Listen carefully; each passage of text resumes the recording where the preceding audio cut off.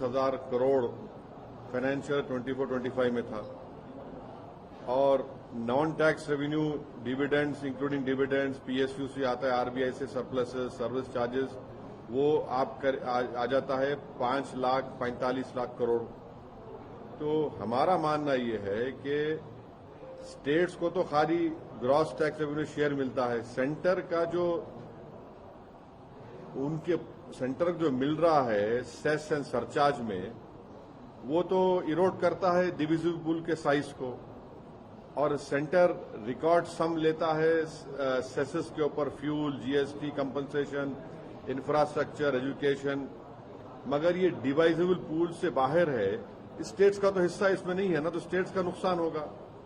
और फिर ये जो जीएसटी रिजीम, जीएसटी को आप रिड्यूस कर रहे हैं, मुझे लगता है कि स्टेट के फाइनेंसेस को डिसप्रोपोर्शनेटली हिट करेगा, और मिडिल क्लास टैक्स पेयर, आप सब ये बातें हो रही है, टैक्स पेयर का आप देखिए पिछले 6 साल में इनकम टैक्स कलेक्शंस जीएसटी से और कॉर्पोरेट टैक्स से आगे बढ़ चुके हैं। आप बजट डॉक्यूमेंट्स प्रोजेक्ट करते हैं पर्सनल इनकम टैक्स रिसीप्ट्स को 14,35,00,000 करोड़ के करीब, माने 21% जंप हो रहा है पिछले साल से। कॉर्पोरेट टैक्स आप देखिए सिर्फ 10,80,00,000 करोड़ के करीब हो रहा है। ये क्यों? तो जो शेयर है इंडिविजुअल टैक्सेस में टोटल रेवेन्यू का, वो बहुत ज्यादा स्टीपली क्लाइम हुआ है। अब आप गवर्नमेंट इनकम टैक्स राइज हो रहा है 23% से टोटल टैक्स रेवेन्यू को फाइनेंशियल 2018-19 में 34% में, बाई फाइनेंशियल 25 और 26 में। तो इन प्लेन टर्म्स अगर आप देखेंगे तो ordinary tax pay salaried and middle class families are shouldering a larger share of tax burden every year, and after paying income tax Indians still face GST on goods and services, even essentials. अब example ये है, देखिए इसमें अगर आप कोई गाड़ी लिए जिस रिफॉर्म से पहले, तो गाड़ी खरीदने वाले को for example until this reform a car purchase incurred 28% of GST plus compensation cess up to 22%, meaning इसका माने है कि buyers effectively paid nearly half the car's price as tax. Even with the rate cut, several cars will still face 40% GST. तो अब आप everyday groceries, medicine, household items remain in tax slab, so the tax income of citizens is taxed again at the point of spending. दूसरा यह है कि जो हम अभी अपना एक्सपर्ट से बात किए, उनका बोलना यह है कि जो 21 सितंबर से 18% होगा, तो उसका रिफंड प्रोविजन क्या होगा? वो इनको इनपुट टैक्स क्रेडिट में प्रोविजन नहीं है रिफंड का। अच्छा, सर्विसेज सेक्टर में आप 18 से 5% किए, मगर कोरियर आज भी 18% है। अब कोरियर तो आम आदमी इस्तेमाल करता है ना, तो उसको आप 5% में क्यों नहीं लेके आए? एसेंशियल सर्विसेज हैं, और दूसरा एजुकेशन को आपने कम किया। मगर ये बताइए, जो सर्विस प्रोवाइड एजुकेशन में, मिसाल के तौर पे एग्जाम्पल में, अगर कोई बस सर्विस दे रहा है लिख जाने के लिए, उसको आप 18% ला रहे हैं। फिजिकल एजुकेशन है, जो कंपनी एक फिजिकल एजुकेशन बनाकर एजुकेशन इंस्टीट्यूट जाती है, उसको 18% लगा रहे हैं आप। फिर ये सब चीजें हैं जिससे हमको फिक्र है कि इससे स्टेट्स का और खासतौर से स्टेट्स को बड़ी तकलीफ होने वाली है। सर, मिडिल क्लास को खास करके इससे राहत मिलेगी ऐसा? अरे अगर स्टेट्स पिट रहे हैं तो फिर कैसे होगा बताइए? उनको कंपनसेशन दीजिए ना फिर आप स्टेट्स को, या फिर स्टेट्स को आप सेस में लाइए, सेस भी दीजिए स्टेट्स को। आप सेस नहीं देते, आप सेस आप देकर तो गवर्नमेंट ऑफ इंडिया तो आप तो अपने आप को मोटा कर रहे हैं, मगर जो सेस और सरचार्जेस में स्टेट्स को हिस्सा आता ही नहीं है। स्टेट्स तो दुबले हो जा रहे हैं, तो फिर स्टेट्स क्या करेंगे फिर?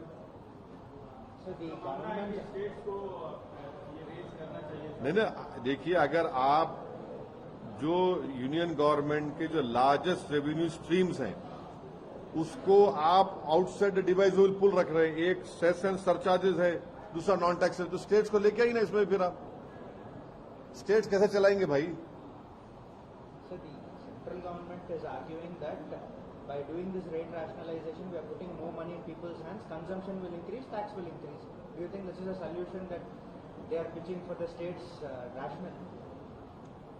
These are all rhetoric, dialogues, which we have seen in last 11 years. It has not helped the common man. Sir आपने कोरियर की बात की है, कई सारे ऐसे कमोडिटीज हैं जैसे बेसिक नीड ऑयल, शैम्पू वगैरह पर भी उतारा गया है, तो आपको क्या लगता है कि कोई और चीज पर इसको उतारना चाहिए? मैंने आपसे कहा ना कि मिसाल के तौर पर जो रिफंड प्रोविजन है इनपुट टैक्स क्रेडिट का, इसमें कोई प्रोविजन ही नहीं है रिफंड का। अब मेरा 28 लाख का सामान है, आप उसको रिफंड का क्या करेंगे? फिर आप मिसाल दे रहा हूं आपको, उसके क्या करेंगे आप? तो ये चीजें हैं। अब जो आपका इनपुट मटेरियल है टेक्सटाइल का, फुटवेयर का, वो हायर फिनिश गुड से ज्यादा है, वो उसको क्या करेंगे आप? तो ये सब चीजें हैं जिसका सरकार को गौर करना चाहिए था। अब देखते हैं क्या होगा। वो ओवरऑल कहा जा रहा है कि जो मौजूदा अच्छा मोटरसाइकिल है, आपका नहीं मोटरसाइकिल है, वो सिन गुड्स कैसा हो गया? बस 350 सीसी के ऊपर। अरे भाई तुम्हारा कंपनी तुम्हारे को नहीं दे रहा होगा, तुमको, तुम गाड़ी में फिरते भाई 350 सीसी के ऊपर वो सिन गुड कैसा हो गया बताइए? ओवरऑल क्या ये वेलकमिंग डिसीजन है? सबसे बड़ी बात नहीं, हम वेलकम नहीं कर सकते क्योंकि स्टेट्स की हालत बड़ी खस्ता हो जाएगी। स्टेट्स के फाइनेंसेस पे, रेवेन्यूज पे बहुत बड़ा असर पड़ेगा और सरकार उनको कंपनसेशन क्यों नहीं देती? फिर कम से कम एक एक स्टेट को 8 से 10 हजार करोड़ के रेवेन्यू का लॉस होने वाला है, इनका जो मिलने वाले हैं। जो मौजूदा लॉजिक ये दिया जा रहा है इस रिफॉर्म्स को लेके कि जो उससे हालत खराब होती जा रही थी उससे कहीं न कहीं राहत मिलेगी। कैसे राहत मिलेंगी? मैं आप जब भिजा रहा हूं बना के एक्सपोर्ट करूंगा, मैं 65,000 करोड़ का मोटर पार्ट्स का एक्सपोर्ट है अमेरिका को, आधा तो हिट कर गया। जेम्स एंड ज्वेलरी में और रेडीमेड गारमेंट्स में ये लेबर इंटेंसिव है, ये हिट कर गया। तो उसका क्या कर रहे हैं आप लोग? So some Congress leaders have pointed out that this rate rationalization coming now, more than an economic reforms, it's a political move ahead of elections. Do you think? So I don't see that is for them to answer. तो कई regional parties का यही demand था, जो भी करते हैं। कौन कह रहा है तेलंगाना की सियासत करते हैं हम? यानी आप क्यों लिमिट कर रहे हैं हमको? नहीं तेलंगाना कर तो यहाँ क्यों आते फिर हमारे पास? नहीं तो क्योंकि तेलंगाना की सियासत पे आपका एक मतलब आपका असर पड़ता है, हर जगह असर पड़ता है। सूबे की सियासत में एक चीज उभर के आई है, राजनीतिक परिवार में जिसके आप करीबी भी रहे हैं, सपोर्टर भी रहे हैं, जो एमएलसी वनिता है केसीआर की बेटी, उन्होंने एक तरह से उनकी प्रेस कॉन्फ्रेंस देखी जाए तो पार्टी के खिलाफ बगावत कर दिया है और उसके बाद उनको सस्पेंड भी किया गया है। इस पूरी राजनीतिक प्रक्रिया को आप कैसे देखते हैं? नहीं, मैं केसीआर की इज्जत करता हूं। टीआरएस पार्टी बगैर केसीआर कुछ भी नहीं है। Sir India, China, Russia, India, China, चीन और रूस की जो अभी जिस तरीके से रिलेशन बढ़ रही है, आप कैसे देख रहे हैं? क्योंकि एक तरफ हम देख रहे हैं टैरिफ। एक बात हमको बताइए, जितने पेट्रोलिंग पॉइंट्स पर हम पेट्रोलिंग नहीं कर सक रहे थे, 65 में से 25 पर नहीं कर सक रहे थे, हम कर सक रहे क्या पेट्रोलिंग वहां पर? क्या बदले? नहीं, सुन तो लीजिए, ये सरकार से हम पूछ रहे हैं। जो टेरिटरी पर, हमारी टेरिटरी पे जो बफर जोन बना दिया गया, हम जा सकते क्या वहां पर? नहीं जा सकते। तीसरा, जो ट्रेड सरप्लस है चाइना के साथ, वो बढ़ता ही जाएगा या कम होगा? ये सरकार बता दे हमको। चाइना वन इंडिया पॉलिसी को नहीं मानता है, हम वन चाइना पॉलिसी को मान रहे हैं। कैसा हो रहा है बताइए? आज भी वो कहते हैं, कई जगह पर बोलते क्या वो वन इंडिया पॉलिसी को मानता है? हम सरकार से जवाब पूछ रहे हैं। ये जवाब देना चाहिए सरकार को। सर हैदराबाद में दो तरफ जश्न का माहौल है, एक तरफ गणेश चतुर्थी, दूसरी तरफ मिलादुन नबी है, तो उसको लेकर डेट बढ़ाई गई है। आपका भी जो पब्लिक मीटिंग है तो उसको भी बढ़ाई गई है। ठीक है, अब ये आइंदा साल से नहीं होगा, क्योंकि जब काफी 10-11 दिन का उसमें फासला आएगा, क्योंकि हैदराबाद के अमन के लिए, तेलंगाना के अमन के लिए मैं शुक्रगुजार हूं हैदराबाद और तेलंगाना के तमाम मुस्लिम कम्युनिटी के उलमाओं का, ऑर्गेनाइजेशंस का, कि उन्होंने सब मिलकर ये फैसला लिया और मीलाद जुलूस पूरे तेलंगाना में 14 सितंबर के दिन, इतवार के दिन निकाला जाएगा कामयाबी के साथ। और हमारा मानना यह है कि रसूलुल्लाह सल्लल्लाहु अलैहि वसल्लम का मीलाद जो है वो तो दुनिया में होता आया है और सुबह क़यामत तक होता रहेगा इंशाअल्लाह ताला। तो ये एक अमन की खातिर और अमन को मजबूत करने के लिए एक फैसला लिया गया है।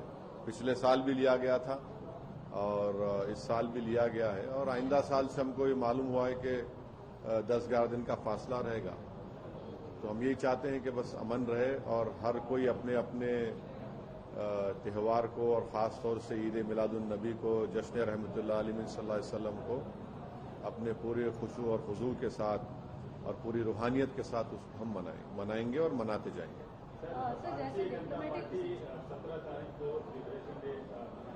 नहीं, हमको एक बात बताइए, जम्मू में क्यों नहीं कश्मीर में क्यों नहीं मनाते आप लोग? कश्मीर का जो जितने राजा थे वो पूरे तो गोरों के नीचे थे, अंग्रेजों के नीचे थे। आपका मुख्यमंत्री जो एक ट्रंकेटेड सीएम है JNK का, उसको अपनी दीवार कूद के जाना पड़ा मार्टियर्स डे मनाने के लिए। जो लोग मर गए थे उस राजा के खिलाफ निकलकर, और वो राजा जिसको अंग्रेज सपोर्ट कर रहे थे, आप वहां पर कश्मीर में मनाने नहीं दिए, पूरों को आप बंद कर दिए। ये हिपोक्रेसी क्यों है? और फिर आप क्यों नहीं मानते मौलाना अलाउद्दीन को, जो मक्का मस्जिद से अंग्रेजों के खिलाफ निकलकर तुर्रेबाज खां को, इतने बड़े बड़े लोग हैं, आप बात करिए ना उनकी, आप उसको सिर्फ हिंदू मुस्लिम कर देते। यही तो इनकी हिपोक्रेसी है बीजेपी की यहाँ पर। भारत की डिप्लोमेटिक स्ट्रैटेजी को आप कैसे देख रहे हैं? क्योंकि टैरिफ्स की जहां बात आती है तो यहाँ पर हम देख रहे हैं कि रूस, चाइना और भारत एक साथ दिख रहे हैं, जबकि एक बात नहीं, देखिए एक बात हमको बताइए, ठीक है हम ऑयल खरीद रहे रशिया से, और कम क्यों नहीं हो रहा भाई कीमत उसकी? वो क्यों नहीं हो रहा कम? वो तो बताओ। ठीक है हमारा सॉवरेन डिसीजन है, हम खरीदे, कोई हमको बोल नहीं सकता हम कहां से खरीदे ना खरीदे, मगर पब्लिक को फायदा क्यों नहीं हो रहा? फिर खाली बड़े बड़े सरमायादारों को, बड़े बड़े लोगों को फायदा हो गया, कंपनीज को फायदा हो गया। जिस तरीके से अमेरिका कह रहा है कि भारत की दोस्ती जो रूस के साथ हो रही है उसी की वजह से यूक्रेन का युद्ध चालू है और तेल के साथ। अरे देखिए, ये ट्रम्प को हम बोलना चाह रहे, तुम में अगर इतनी हिम्मत है ना तो वो बंद कराओ जो जेनोसाइड हो रहा है गाजा में। बकवास बंद करना बंद करो तुम। मैं 6 जंग बंद कराया, अरे जो दुनिया, सारी दुनिया देख रही है अपने घरों में बैठकर, जो जेनोसाइड फलस्तीनियों का हो रहा है, रुकाओ ना उसको। हिंद रजब एक बच्ची है, मालूम आपको, उसकी गाड़ी के ऊपर 300 गोलियां चलाई इजरायली फौज, 300 राउंड्स। बोलो उसके ऊपर ट्रंप क्यों नहीं बोलते? उसके ऊपर जेनोसाइड हो रहा है, सारी दुनिया के घर में लाइव टेलीकास्ट हो रहा है जेनोसाइड, उस पर नहीं बोलते मैं ये बंद कराया, मैं वो करा रहे। क्या तुम क्या एम्परर हो दुनिया के? तुम्हारी बात को क्यों सुनेंगे?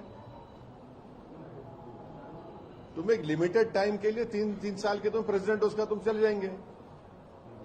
बंद कराओ गाजा की जेनोसाइड को। नहीं बंद कराएंगे क्योंकि पूरे जायनिस्ट को तुम सपोर्ट कर रहे हो। Sir, you had previously cited India's obligations under Genocide Convention that they should support Gaza. What do you expect from? No, the minimum, the least that the Modi government can do is that they should condemn this genocide of Palestinians in Gaza, and we are forgetting West Bank. 40,000 Palestinians have been uprooted from their homes. These Zionist supporters say, no, 7th October happened. What about West Bank then? How is it that 40,000 Palestinians have been uprooted from West Bank? Every day their houses are being removed, demolished over there. Why can't the Modi government, if they really stand with Global South, They should condemn this genocide being perpetrated by this fellow called Benjamin Netanyahu, who's a threat to the world peace. Do you think on the famine side also the government can do It is a man-made famine in Gaza.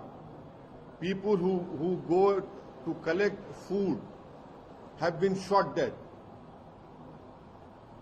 And the whole world is seeing, everyone is seeing, but no one has the courage to put an end to this genocide. Me and you have not seen the Holocaust done by Hitler to Jews. But right now we are seeing, which is being live telecasted in our homes, whether through TV channels, through our phones, through various social media websites. But no one is stopping the genocide. What good is this verbal support? No, we are for two states. Where will that state will be when people are being uprooted and killed? When plans are being made by this Trump's son-in-law that he wants to construct a Riviera in Gaza? Who the hell is he? I demand from my government that you must condemn this genocide. You must put an end to this genocide and say in clear-cut terms, we are not beholden to the Israeli government. Even if we are purchasing any equipment or arms, we are paying them money. They are not doing any charity to us. India has always stood on the right side of history. If Narendra Modi keeps quiet, then history will not remember him and all these world leaders who are just mum on it, who are silent on this genocide.